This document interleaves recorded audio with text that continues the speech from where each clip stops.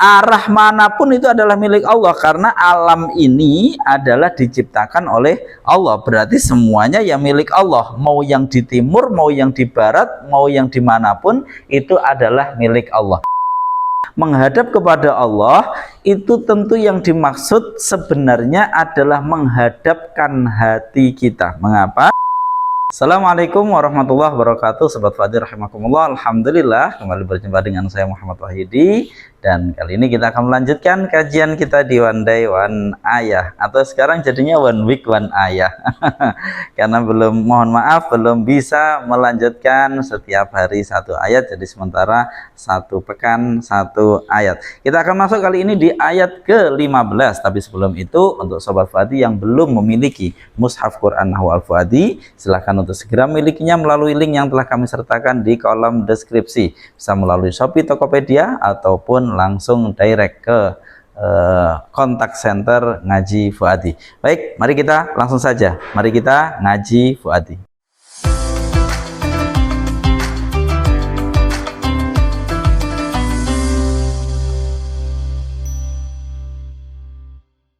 A'udzubillahi minasyaitonirrajim. Bismillahirrahmanirrahim. Walillahil masyriqu wal maghribu fa aina ma tuwallu fa thamma wajhullah. Innallaha wasi'un alim. Walillahi, dan adalah milik Allah, al-masyriqu, bahwa arah timur, wal maghribu, dan juga arah barat. Fa aina ma tuwallu, ini harusnya jadi satu ya cara bacanya, ini harusnya tidak ada merah di sini. Fa aina ma tuwallu, maka kemanapun menghadap siapa kalian, fathamma, maka adalah di situ wajhullahi, bahwa ada arah yang diridhoi Allah. Innallaha, sungguh Allah adalah wasi'un, yang maha luas rahmatnya, alimun, adalah yang maha mengetahui. Baik, ini ayat ke-115 kita akan coba terjemahkan. Dan adalah milik Allah arah timur dan juga arah barat, maka kemanapun kalian menghadap, maka di situ ada arah yang diridhoi Allah.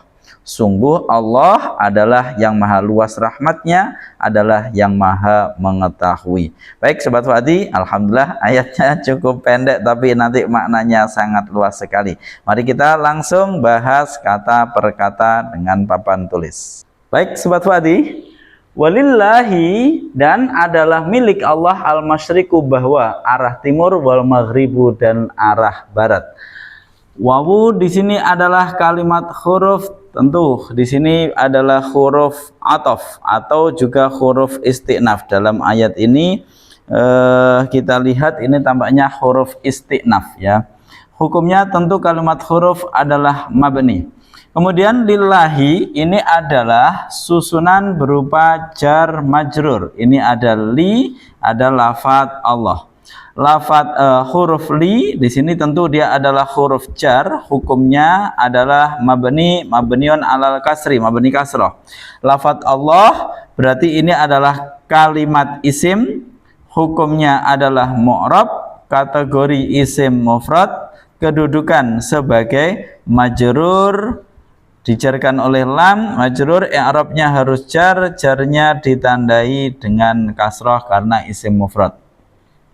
Susunan jar majrur berupa lafadz lillahi ini berkedudukan sebagai khobar muqaddam. Nah, ini namanya susunan jar majrur ini berkedudukan sebagai khobar muqaddam, khobar yang diawalkan.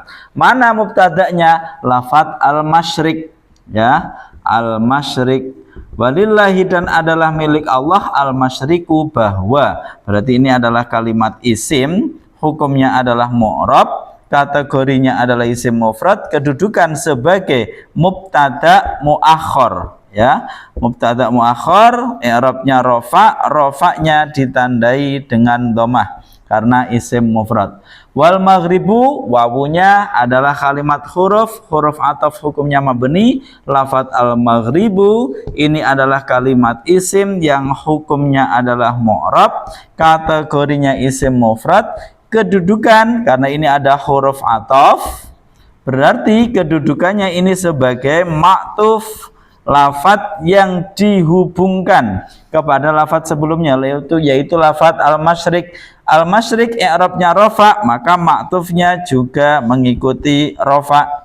Rafa'nya isim mufrad ditandai dengan dhammah, maka dibaca al-maghribu. Selesai. Walillahil masyriqu wal maghribu. Nanti kita maknai maksud dari ayat ini setelah kita analisa kata per kata terlebih dahulu. Walillahil masyriqu wal maghrib fa aynama tuwallu fa thamma wajhullah. Milik Allah timur maupun barat. Maka karena semuanya itu milik Allah, ya fa aynama tuwallu.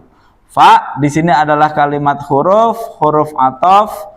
Hukumnya adalah mabni. Ainama, ya, ainama ini adalah kalimat isim. Kemanapun isim, dia hukumnya adalah mabni. Mengapa mabni? Karena dia masuk kategori isim syarat. Jadi dia isim syarat, ya, menjadi syarat. Terus kemudian secara kedudukannya sebagai dzaraf. Dzaraf i'rabnya harus nasab. Nasabnya kalimat yang mabni berarti hanya dalam mahal, ya. Ini yang harus diingat-ingat sobat Fuadi. Ainama di satu sisi dia dzaraf yang i'rabnya nasab, di sisi yang lain dia mabni karena dia isim syarat. Maka di dalam mushaf Al-Fuadi itu kita tulis ainama itu ada tulisannya itu dzaraf garis miring shin. Dzaraf ini adalah kedudukannya, shin ini adalah syarat, ya, syarat bahwa dia adalah isim syarat yang mabni. Ya, selain isim syarat yang dia berhukum mabni, kita harus mengingat bahwa dia juga punya amal.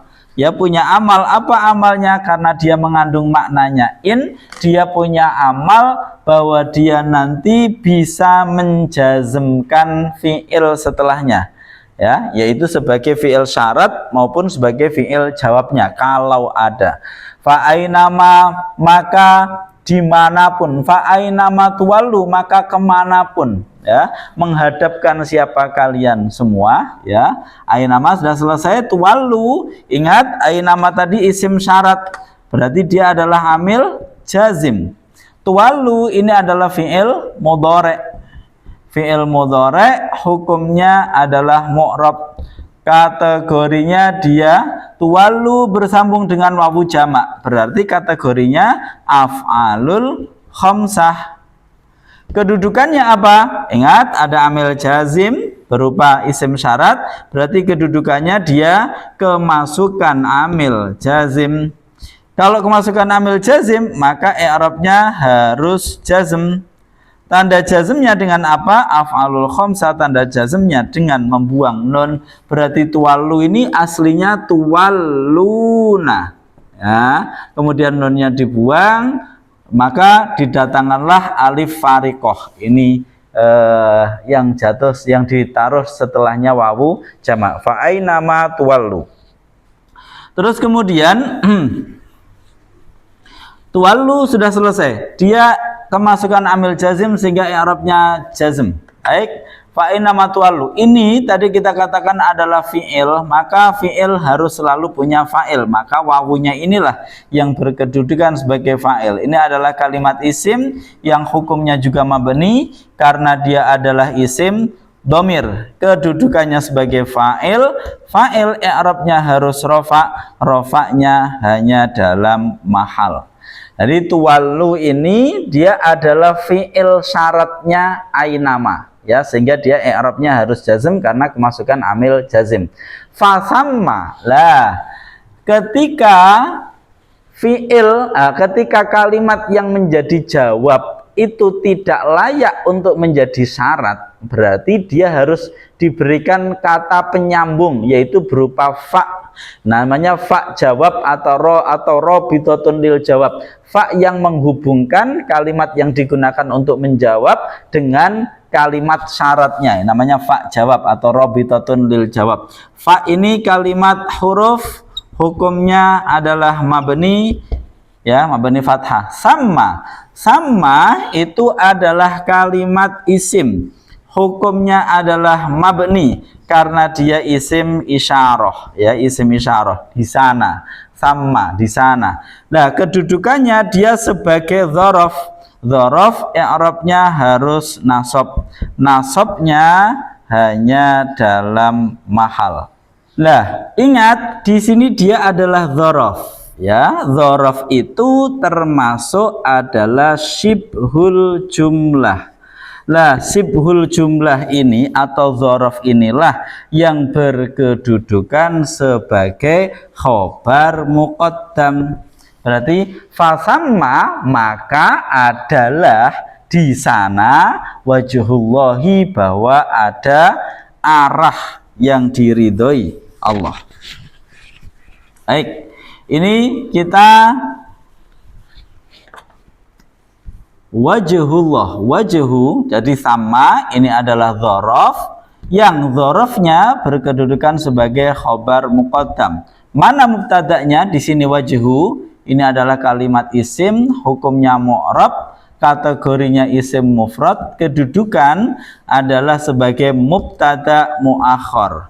Mubtada i'rabnya harus rafa, rafa'nya isim mufrad ditandai dengan dhammah. Wajhullah, wajah Allah, lafadz Allah, ini kalimat isim, hukumnya adalah mu'rab, kategorinya isim mufrad, kedudukannya sebagai mudhaf ilaih. Mudhaf ilaih i'rabnya harus jar, jarnya ditandai dengan kasrah. Wajhullahi, innallaha, sungguh Allah adalah wasi'un, yang maha luas rahmatnya, alimun, adalah yang maha mengetahui.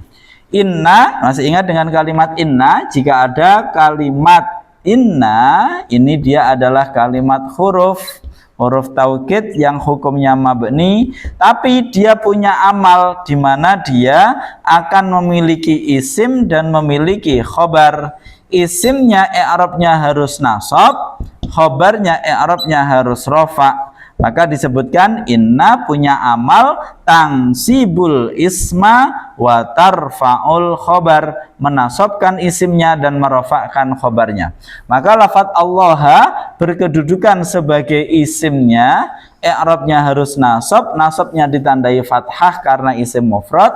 Lafadz wasi'un berkedudukan sebagai khobarnya inna, i'rabnya harus rafa, rafa'nya ditandai dengan dhammah karena isim mufrad. Begitu pula alimun, ini adalah khobar yang kedua. Baik, alhamdulillah cukup padat berisi, ya. Kita sekarang masuk kepada makna. Baik, perhatikan, meskipun ini ayatnya sangat pendek, tapi ini mencakup hal yang sangat luas sekali. Mari kita perhatikan dari awal. Walillahi, dan adalah milik Allah. Perhatikan, ada kepemilikan, ada kekuasaan. Allah itu seringkali menyebut ia yang memiliki dan ia adalah yang menguasai. Kali ini Allah menyebut bahwasanya dia adalah pemilik, yang tentu di dalam ayat yang lain sekaligus penguasa. Tapi di sini Allah menyebut bahwa Allah adalah pemilik. Walillahi, dan adalah milik Allah al-masyriqu, bahwa arah timur, wal maghribu, dan arah barat. Baik, kita mari bermain dengan kata masyrik. Masyrik ini dari kata-kata asyroko, itu yang maknanya adalah terbit, ya. Syuruk itu terbit, dari kata-kata syuruk itu maknanya adalah terbit. Tempat matahari terbit disebut dengan masyrik, ya. Tempat matahari terbit disebut dengan masyrik. Jadi ini berasal dari kata-kata syuruk, syaroko yasruku. Sebenarnya kalau fiilnya syaroko yasruku itu masuk pada bab 1, ya. Nasoro yang suruh, nasron, ya. Syaroko yasruku, syurukon. Nah, terus kemudian arah timur itu adalah tempat, jadi syaroko maknanya terbit. Matahari terbit dari satu arah, yang arah itu kita sebut timur, ya. Maka masyrik itu sebenarnya adalah arah terbit matahari, ya. Arah terbit matahari itu kalau kita bahasakan adalah arah timur. Maka kita orang Arab menyebut arah timur itu masyrik. Ini adalah arah yang dari arah itu matahari itu terbit, ya. Syaroko yasruku. Terus kemudian maghrib juga sama ya. Dia adalah berasal dari kata huruf syams, terbitnya matahari. Maghrib berarti tempat, masya Allah keliru. Huruf syams tenggelamnya, maksudnya tenggelamnya matahari. Berarti maghrib adalah tempat tenggelam atau tempat apa namanya itu, terbenamnya matahari. Jadi maghrib ini sebenarnya, masya Allah, maghrib ini sebenarnya arah terbenamnya matahari. Masyrik sebenarnya adalah arah terbitnya matahari. Oleh karena itu ini dipakai untuk bahasa timur dan bahasa barat. Nah, orang Arab untuk menyebut apa namanya arah itu seringkali menggunakan dua ini. Jadi ketika walillahil masyriq wal maghrib bukan berarti arah selatan dan utara, tidak, tapi ini namanya min itlaqil juz wa iradatul kul, menyebut sebagian tapi yang dimaksud adalah semuanya. Kenapa yang disebut kok dua arah ini? Karena ini menjadi perlambang bahwa dunia ini menjadi ada kehidupan itu ya karena adanya sinar matahari secara sebab. Oleh karena itu terkait dengan sinar matahari ini terbitnya dari mana, tenggelamnya dari mana, ini adalah arah yang seringkali dipakai untuk mewakili semua arah ya. Jadi walillahil masyriq wal maghrib makna sebenarnya adalah milik Allah semua arah, semua tempat, semua arah. Tapi kemudian diambil satu perwakilan timur dan barat. Maksudnya ya mau selatan, mau utara, semuanya ya. Namanya min itlaqil juz wa iradatul kul, menyebut sebagian tapi yang dimaksud keseluruhan. Baik. Walillahil masyriq wal maghrib berarti arah manapun itu adalah milik Allah, karena alam ini adalah diciptakan oleh Allah. Berarti semuanya yang milik Allah, mau yang di timur, mau yang di barat, mau yang dimanapun itu adalah milik Allah. Kalau semuanya milik Allah, berarti sebenarnya arah ini bukan sesuatu yang penting. Saya ulangi lagi, ketika semuanya ini milik Allah, maka kita mengarah kemana, baik dalam sholat kita, dalam hal apapun, itu sebenarnya bukan hal yang penting. Maka yang penting adalah perintah Allah menyuruh kemana, bukan arahnya, tapi perintahnya. Nah ini jangan sampai keliru ya, jangan sampai keliru. Ini yang dilakukan oleh orang Yahudi ketika umat Islam waktu itu awalnya di Madinah menghadap ke Baitul Maqdis, diperintahkan mengarah ke Baitul Maqdis.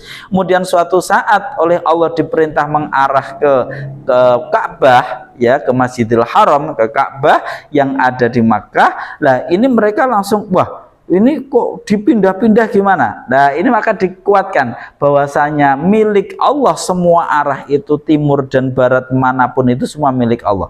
Maka tidak penting sebenarnya mengarah kemana, tapi yang terpenting adalah sesuai dengan yang diperintahkan oleh Allah. Seperti itu. Maka ketika Allah perintahkan ke Masjidil Aqsa, ya sudah menghadap ke sana, bukan karena Masjidil Aqsanya, tapi karena itu diperintahkan oleh Allah.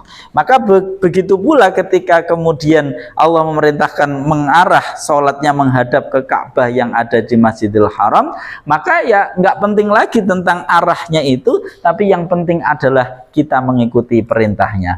Fa'ainama tuwallu, maka kemanapun ya, maka kemanapun menghadap siapa kalian semua ya, fasamma, maka di sanalah wajhullah, ada wajah Allah. Wajah ini adalah satu majas terkait dengan arah yang kita itu cocok. Jadi misalkan Sobat Fuadi, kok saya mau menghadap, ini namanya berarti saya cocok, saya sesuai, saya ridho. Tapi kalau saya tidak ridho, pasti saya akan membelakangi. Jadi dia membelakangi saya, membelakangi itu menjadi satu majas untuk mengatakan sesuatu yang tidak disukai. Maka nanti di akhirat pun orang-orang nanti ada yang menerima catatan amal melalui tangan kanannya, dan ada yang melalui tangan kirinya, itu pun melalui belakang punggungnya. Jadi sangat tidak diridhoi. Nah, orang-orang yang kemarin di ayat sebelumnya juga diistilahkan orang-orang Yahudi itu melemparkan melemparkan kitab itu ke arah belakang mereka. Kalau berarti arah belakang ini arah yang tidak diridhoi, depan ini adalah arah yang diridhoi. Jadi wajhullah adalah istilah untuk arah atau sesuatu yang itu diridhoi oleh Allah. Fa aina ma tuwallu, maka kemanapun menghadapkan siapa kalian semua atau menghadap siapa kalian semua, fasamma, maka adalah di sana wajhullahi, ada wajah Allah, ada arah yang diridhoi oleh Allah. Innallaha, sungguh Allah adalah wasi'un, maha luas rahmatnya, alimun, adalah maha mengetahui. Sobat Fadi rahimakumullah, wasi'un ini adalah tentang rahmat Allah yang luas, alimun adalah tentang bahwa Allah itu mengetahui, sehingga perintah yang diberikan oleh Allah itu benar-benar sesuatu yang sudah diketahui oleh Dia yang maha mengetahui, yang menciptakan semuanya. Ketika yang maha mengetahui ini adalah Dia yang memiliki semuanya, baik arah timur maupun arah barat, maka kamu menghadap kemana saja, yang penting itu sesuai dengan yang diperintahkan olehnya, maka kamu akan mendapatkan ridhonya. Kurang lebih seperti itu. Nah, ayat ini mencakup tentang banyak hal. Yang pertama terkait dengan perpindahan kiblat.